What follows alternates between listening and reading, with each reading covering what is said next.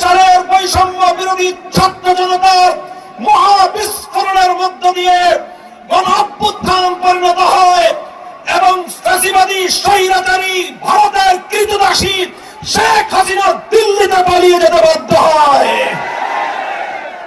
আমরা লক্ষ্য করতে পারছি বর্তমান সরকারের কাঁধে আবার নতুন করে ভূত সওয়ার হয়েছে। এটা হলো সেই শেখ হাসিনার ভূত।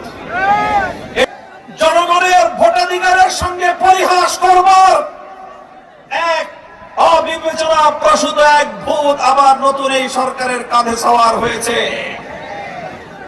আমরা বিগত অন্তর্বর্তীকালীন সরকারের আমলে সকল রাজনৈতিক দলগুলো ঐক্যবদ্ধ হয়ে 2024-এর জুলাই বিপ্লবের ভিত্তিতে রাজনৈতিক ঐক্যমত্য প্রতিষ্ঠা করা হয়েছিল। সেখানে অঙ্গীকার ছিল জুলাই বিপ্লবের আকাঙ্ক্ষা বাস্তবায়ন করা হবে। জুলাই বিপ্লবের মৌলিক করা, জুলাই বিপ্লবের 2 নম্বর আকাঙ্ক্ষা ছিল ফ্যাসিবাদের রাস্তা বন্ধ করা। দীর্ঘ আলাপ হল ঐক্যমত্যে সকল রাজনৈতিক দলগুলো জুলাই সনদে স্বাক্ষর করলো।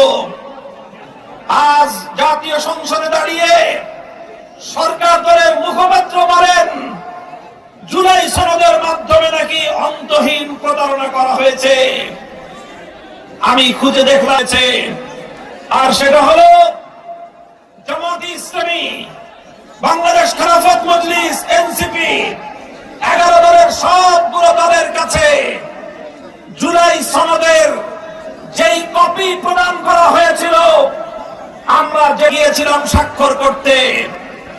সেখানে বিএনপির অসাধু নেতৃত্ব অন্তর্বর্তীকালীন সরকারের কিছু গাদ্দার এবং বিশ্বাসঘাতকের সঙ্গে তলে তলে আঘাত করে নতুন একটি যুক্ত করে তারপরে সেখানে স্বাক্ষর অনুষ্ঠান করেছে। বিএনপির সঙ্গে অন্তর্বর্তীকালীন সরকারের গাদ্দারদের তলে তলে আঘাত। আজ আমরা পরিষ্কার ভাষায় বলতে চাই, গণভোট বাংলার মানুষ দিয়েছে। বিগত সরকার বিএনপি যখন নির্বাচনের প্রচারণায় নেমেছিল, আপনারা দেশের জনগণ সাক্ষী, প্রথমে তারা তলে তলে না ভোটের পক্ষে ক্যাম্পেইন শুরু করেছে। গোটা বাংলাদেশের 300 আসনে বিএনপি দলের নেতা কর্মীরা গণভোটে নায়ের পক্ষেই তারা অবস্থান গ্রহণ করেছে।